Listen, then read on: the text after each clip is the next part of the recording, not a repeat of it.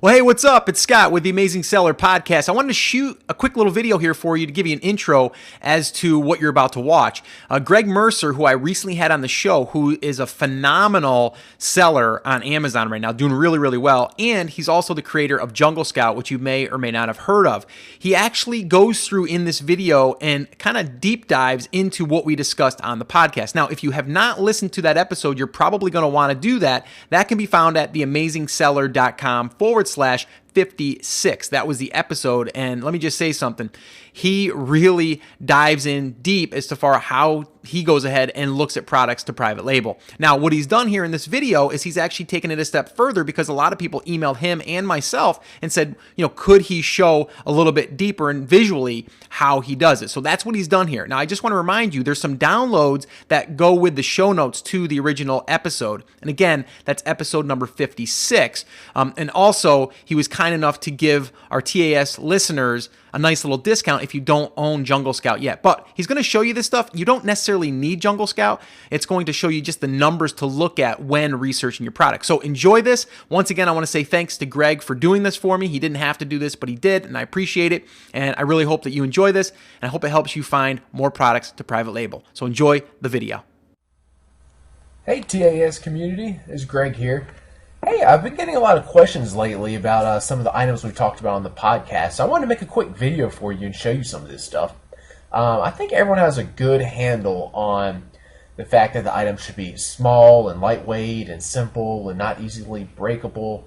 I think most of the questions come as far as either coming up with product ideas or understanding how much competition and demand there is for an item. So I talked about finding items either in the Amazon bestsellers or either spying on sellers. So I'll show you real quick how I do that. So if you just Google search Amazon bestsellers, you'll come up with this page. But anyway, these are all of the Amazon bestsellers. What this is showing you here is this is like the best selling and second best selling and third best selling in this category. That's kind of cool. I saw this product on Shark Tank probably a year ago. It's cool they actually finally produced it. But anyway, staying on topic here. So you click into one of these bestseller categories. So we'll click into patio, lawn, and garden. All right, so these items right here, are right here is the bestseller in patio, lawn, and garden. So all these right here are really competitive. This grill brush and all this kind of stuff. So what I was talking about when I said drill down into the categories, what you want to do is you want to click on some of these subcategories over here on the left-hand side. So let's click on, we'll try gardening. All right, so now we've drilled down into one subcategory of patio, lawn, and garden. And if we were to run Jungle Scout here, we'll see that now instead of being strictly in the top 100 products, we're still in the really low bestsellers ranks. So you can see right here we're still in 10, 14. So starting to get a few of them over 100, but we're still in the really low ranks, the really competitive area. So let's drill down again.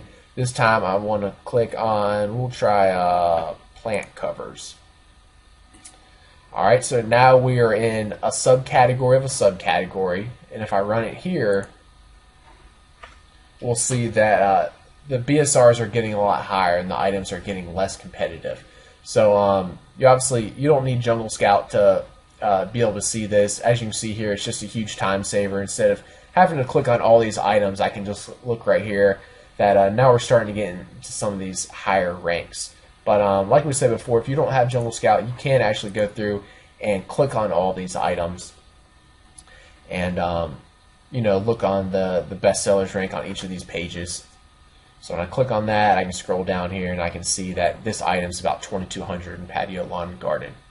So you can just play through, look through a lot of these categories to get some ideas here. The one other spot that I talked about is one of my favorite areas to look for product ideas is spying on other brands or sellers. So I wanted to show you how I do that. So all I've done here is I've made a search for yoga mat inside the Amazon store. And I want to click on one of them here. So when I click on this item, I'm sure a lot of you guys already know this, but this name right here, this is the seller's name, right? and this right here is the brand name. So you can click on either one of these. We'll start by doing the seller. So now keep in mind, any seller can sell unlimited number of brands inside his store. So not all of these will be just that brand. You know, for instance, in my store, since I have a bunch of wholesale items in addition to my PL items, I have hundreds of different brands I sell. So you could either start looking through these, or I actually like to click on this this storefront button up here on the top left. I actually prefer the way Amazon organizes it in the storefront as opposed to that page we were just on. But anyway, now we are on this company, Itzo's storefront. So these, the reason I like the way this is organized better is usually Amazon puts all their best sellers on this first page, whereas I found on that page we were on right before this that isn't necessarily always the case. So you could either go through and click on all these items to see how well they're selling, or I'm obviously going to be using Jungle Scout to do it. So it's going to take a few seconds, but Jungle Scout's going to extract all of the ranks and estimated sales and such from all these products. So as that loads, we can see that some of these items are selling really well, other ones not so much. And I'm going to go ahead and extract the next page results, which is the same as going down here and clicking on page 2. So I'm going to extract some more results. And then after that loads, what I'm going to do is I'm going to sort by the estimated sales so that I can see this seller Itzo's best-selling products at the top. So click that. All right, now these are all of his best-selling products. So let's see, what are we working with here? We have a yoga mat, a foam roller. You can obviously tell this is a private label seller. This brand, he has all this stuff under Yes for All, brand I've never heard of.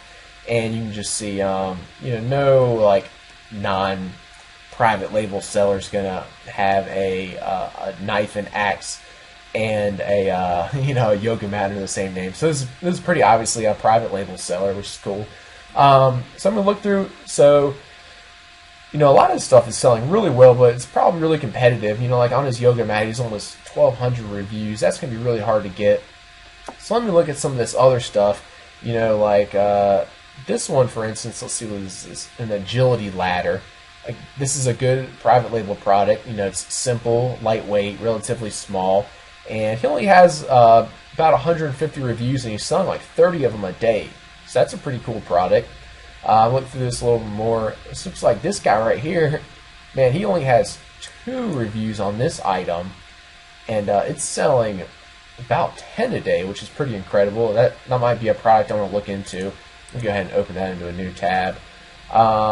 This one right here, again, about 10 a day, and only 44 reviews, which is relatively easy to get. Here's one, only 30 reviews, about 10 a day again. So this is, I really like spying on other sellers like this to get ideas. And, I don't even necessarily take this particular idea.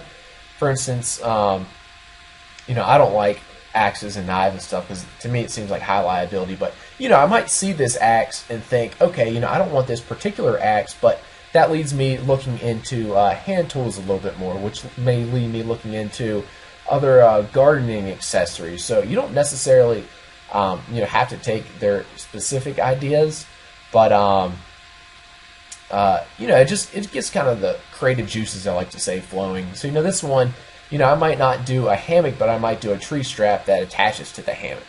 So that's a great way to get ideas. Then I can go to these ideas that I get, kind of look at it, see if I would want to sell it, and go from there.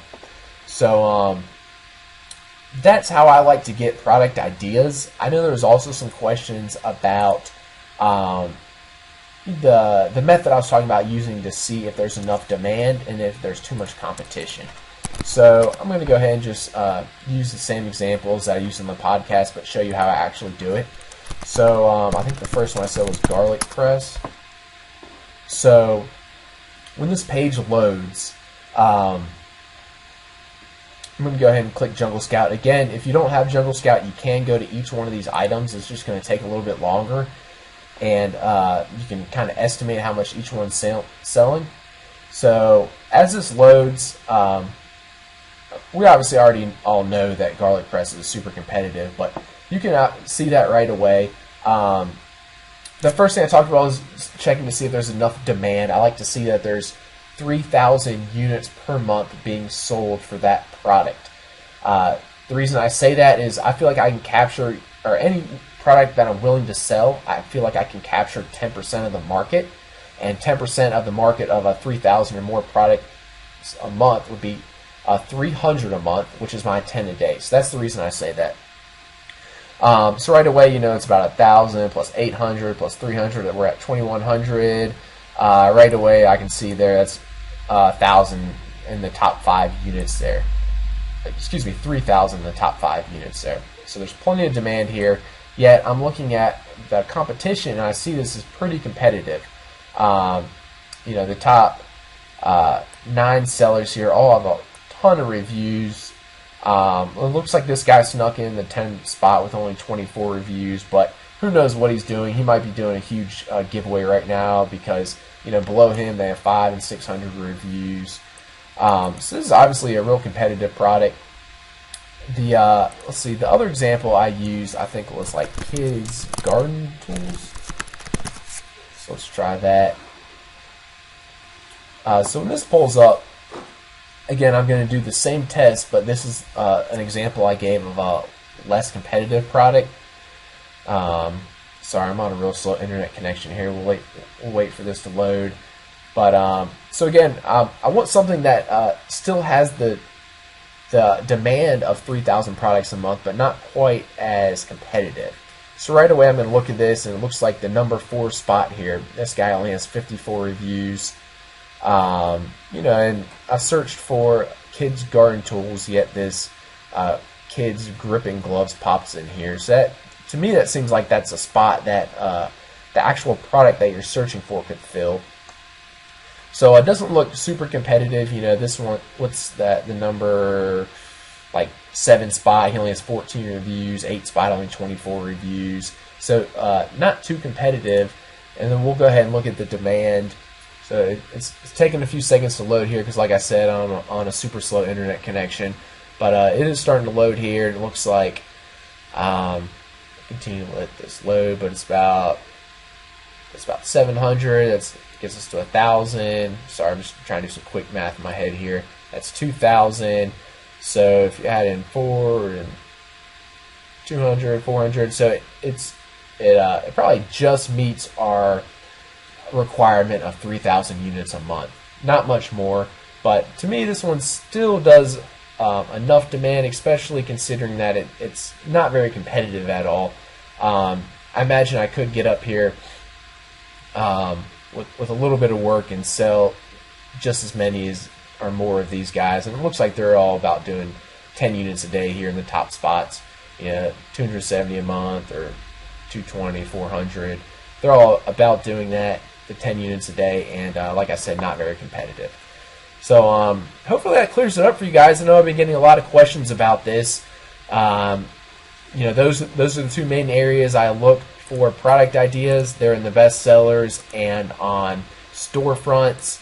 I guess we didn't go over it, but instead of going into a storefront, if you wanted, you could also click on the brand. Remember, this is the brand right here. So I'd click on it, and I'd do the same thing. Like I said, if you have Jungle Scout, you can obviously just click the JS icon, and it'll load real quick. Otherwise, you can go in and click on each one of these. So if I didn't have it, I could click on this. I would scroll down. I would check. I'd see, okay, that's 63,000. Not a good product idea. It's not selling well for him. I wouldn't pursue it any further. And then I could go through. I could click on each of these items and see which ones are selling well, and then look into those items more. So that's where I get my product ideas, and then, like we talked about, that's how I determine the amount of demand and the competition for the items. So, okay, I guess one last thing. I like to see some with under 100 reviews in the top 5 spots, and in the top 10 spots, I like to see maybe 3 or 4 people with under 100 reviews. So I hope this helps you guys. Talk to you later. Bye.